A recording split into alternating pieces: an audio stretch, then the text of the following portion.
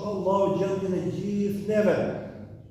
Po kur ajo është me sinqeritet, kur ajo është me devotshmëri, kur ajo buron prej shpirtit dhe zemrës, ashtu sikur Allahu xhallal xhelali do të shpirtra, ashtu sikur krijoi të pastër, ashtu ne të dorëzojmë shpirtin Allahu xhallal xhelali.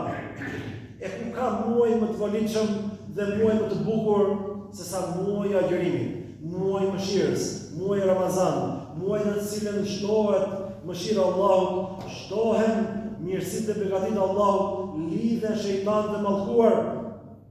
Dhe për çdo natë në netët e Ramazanit, Allahu dërgon një thirrës, i cili thotë: o ti që dëshiron të mirën, heja, dhe o ti që dëshiron të keqen, largohu.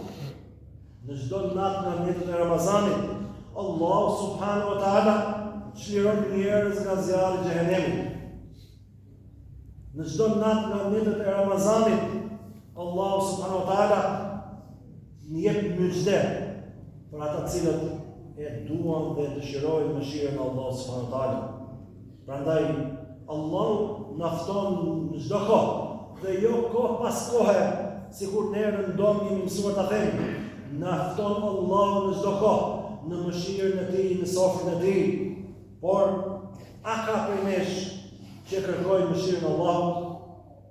Dhe patjetër koha më e mirë për ta përgatitur zemrën dhe shpirtin për Allahun subhanahu wa taala është pikërisht ky muaj Shaban, që ne ta parapërgatisim veten tonë për muajin e bekat të Ramazanit, për atë muaj kur zemrat shlirohen, kur zemrat rrahen për Allahun subhanahu wa taala, kur ato janë më pranë Allahut me mirësinë, me begatinë, me adhurimet e tyre, me solidaritetin e tyre me njerëzit që janë nevojë, me njerëzit që kanë hadhe dhe probleme.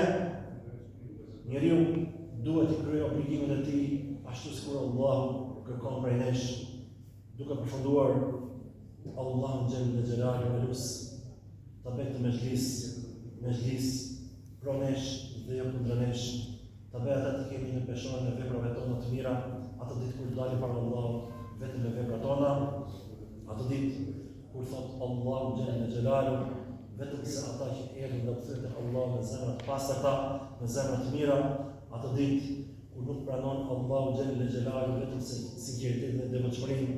Allahu elus na bëj të arrijmë muajin e bekat të Ramazanit, të agjërojmë të kryejmë obligime ashtu sikur i ka hyrë besimtarit. Elus Allahu na pranoj gjitha adhurimet tona, na pranoj namazet tona, na pranoj sadakat tona, na pranoj zakatin ton, na pranoj agjërimin ton. Elus Allahu xhallal xhelaluhu na shkiroj vetet tona dhe shpirtin tonë për zjarrin e xhenemit, na shkiroj Allahu për banorët e xhenetit. Elus Allahu na shoj sikur na bashkojë në të xhami, na bashkojë përsëri në xhenetet e tij të larta, ditën ku do të ballafaqohemi tek Allahu xhallal xhelaluhu. Dhe një herë ju falenderoj që bën durim dhe dëgjuat fjalët e mia. Allah ju begatoft ju, familjen tuaj dhe gjithë të dashurit tuaj. Dhe një herë e falenderoj Hoxhën për ftesën dhe për vlerësimin. Allah ju shpërblet, Allah ju begatoft. Assalamu alaikum wa rahmatullahi wa barakatuh.